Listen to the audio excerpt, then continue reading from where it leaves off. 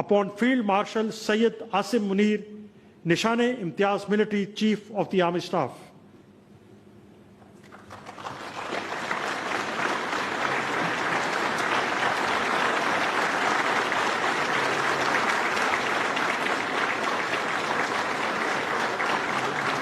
Ladies and gentlemen, in recognition of his distinguished military leadership, extraordinary courage, and unyielding commitment in safeguarding the sovereignty, territorial integrity, and strategic interests of Pakistan during one of the most critical periods in recent history, on the direction of the Honorable Prime Minister, Mr. Muhammad Shehbaz Sharif, and with the approval of the Federal Cabinet, General Syed عاصم Munir, Nishan-e-Imtiaz Military, is elevated to the rank of Field Marshal.